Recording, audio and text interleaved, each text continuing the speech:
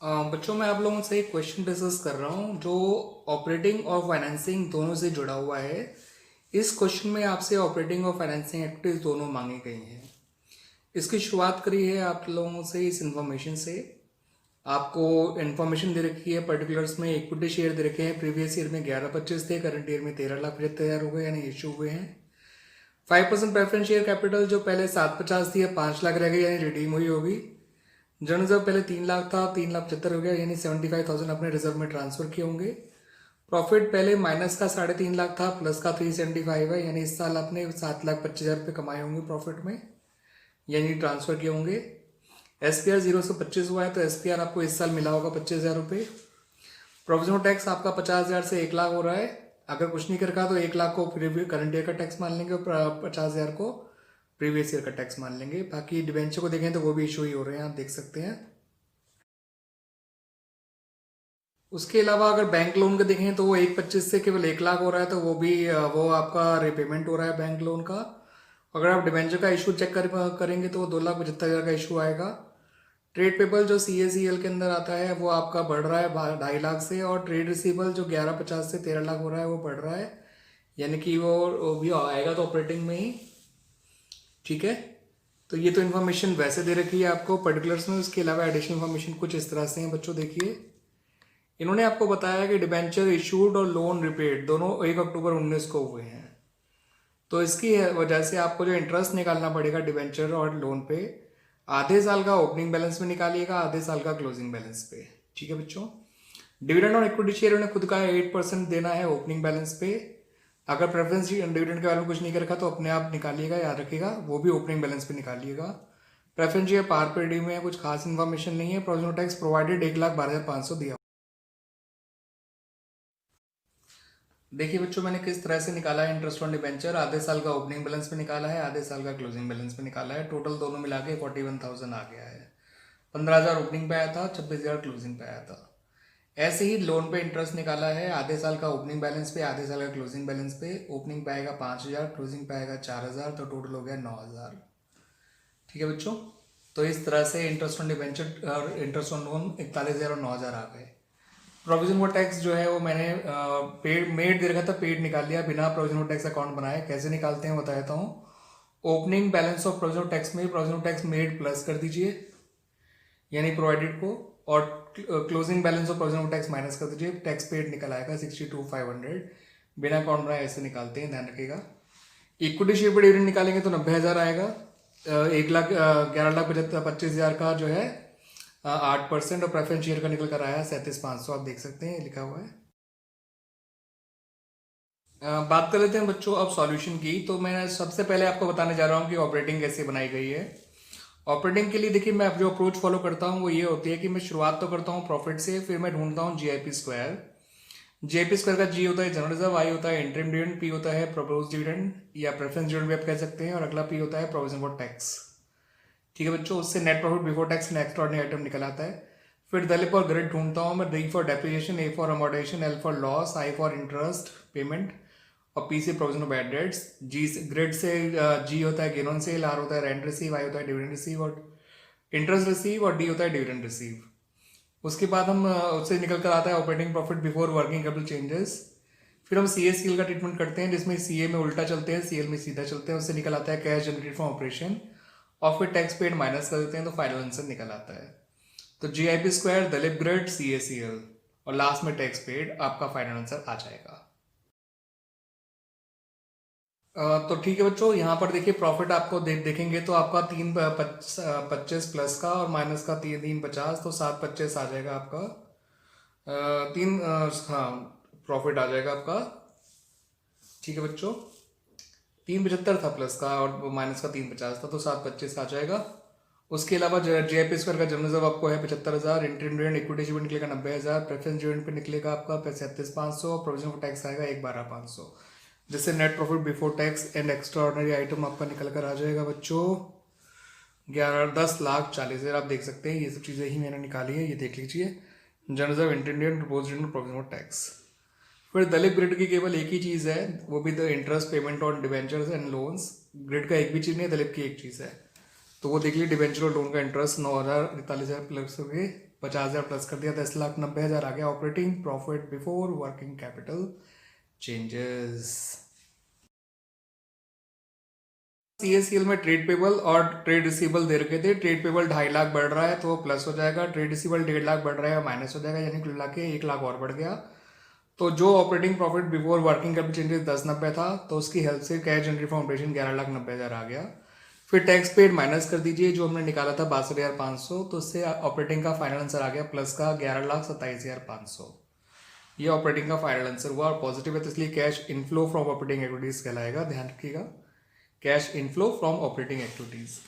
अब ऐसे बच्चा आप लोगों को मेरा ये तो बहुत बढ़िया लगा होगा, बहुत अच्छा लगा होगा। आप इसको और आगे स्प्रेड क्यों नहीं करते बच्चों? मेरे को मैं चाहता हूँ कि मेरे जो टेक्निक्स हैं, मेरे जो उसका बेनिफिट्स हैं, वो सब तक पहुँचे। तभी तो मैं बच्चों अपना चैनल का नाम भी मैंने ये जो यूट्यूब पे बनाया हुआ है उसका नाम मैंने रखा हुआ है Praveen sir accountancy learning tricks.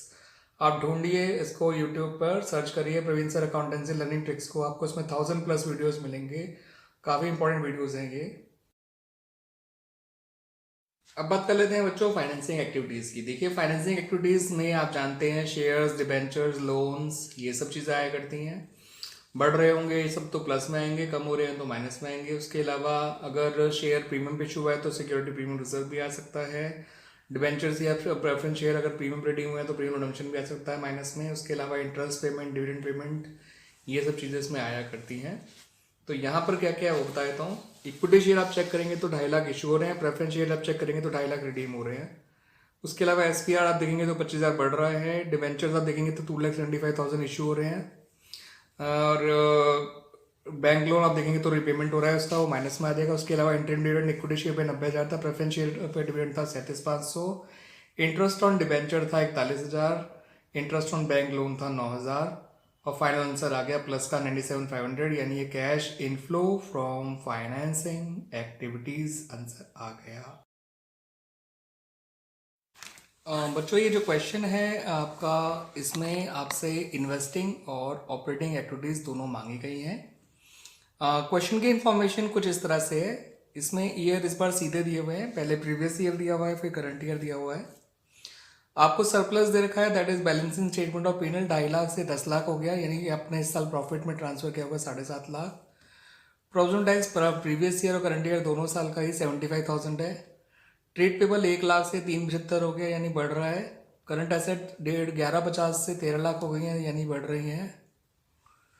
और फिक्स एसेट आपका 21,25,000 से 23,30,000 हो रही है। और एक्यूमुलेटेड डेट भी दे रखा है उसका 10,62,500 से 11 लाख हो गया है वो।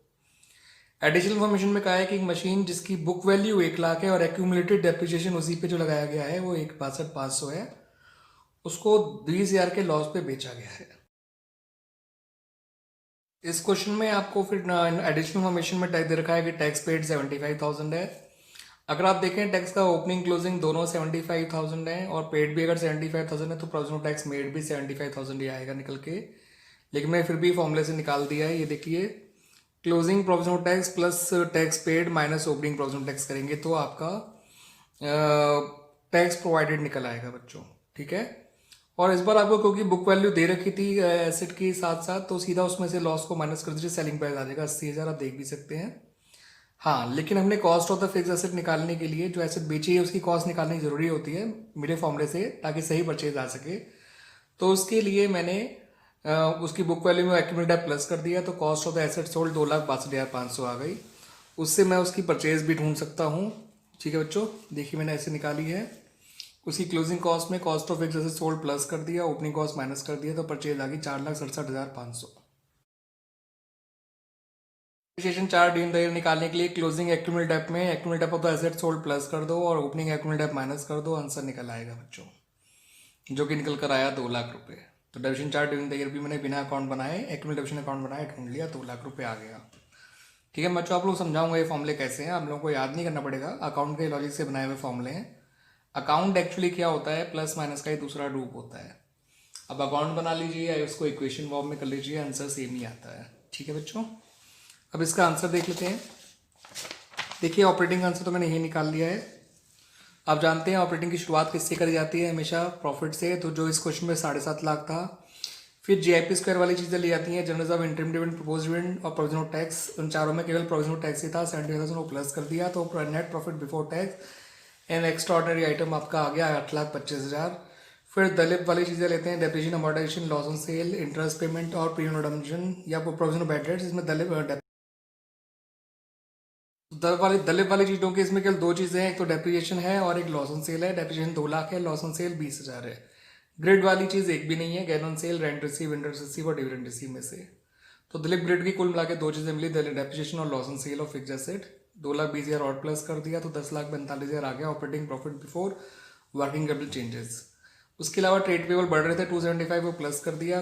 करंट एसेट बढ़ रहे हैं, वो माइनस कर दिया 150। तो आपका इसमें 1,25 और जोड़ दो, 11,70,000 आ गया। कैश जनरेटेड फ्रॉम ऑपरेशन और टैक्स पेड माइनस कर दिया तो cash flow from operating activities निकल आया 10,95,000। इन्वेस्टिंग का तो सिर्फ दो ही चीज़ें आनी है, परचेज और सेल। तो आपको वैसे बता देता हूँ, सेल प्लस का 80,000 है और परचेज माइनस का 467,500 है।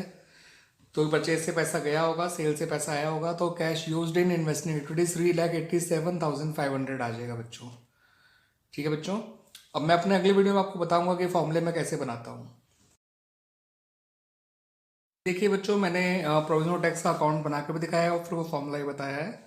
प्रोविजनल टैक्स का ओपनिंग इधर आता है, क्लोजिंग इधर आता है, प्रोविजनल टैक्स मेड इधर आता है, टैक्स पेड इधर आता है। तो closing plus paid is equal to opening plus made. ये रख दीजिए, जो निकालना है अपना निकल जाएगा। अगर मेड निकालना है तो क्लोजिंग प्लस पेड में से ओपनिंग माइनस कर दीजिए, मेड निकल आएगा। और अगर पेड निकालना है तो ओपनिंग प्लस मेड में से क्लोजिंग माइनस कर दीजिए, पेड निकल आएगा टैक्स का।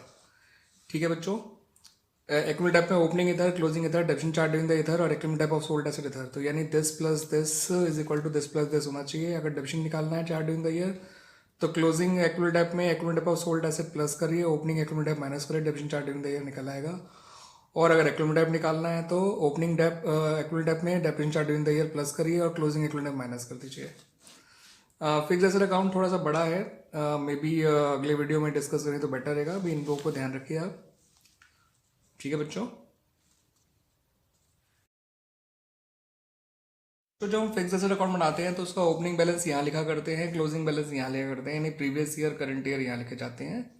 परचेज यहाँ आती है जो टू बैंक के नाम से लिखा हुआ है मैंने, और गेन ऑन सेल भी इधर ही आता है, जो रेयर ही होता है, ज़्यादातर लॉस ही होता है। सेल, लॉस ऑन सेल और एक्यूमुलेट टाइप, ये तीनों चीज़ यहाँ लिखी जाती हैं और तीनों को जोड़ के cost of the asset sold के बराबर आता है।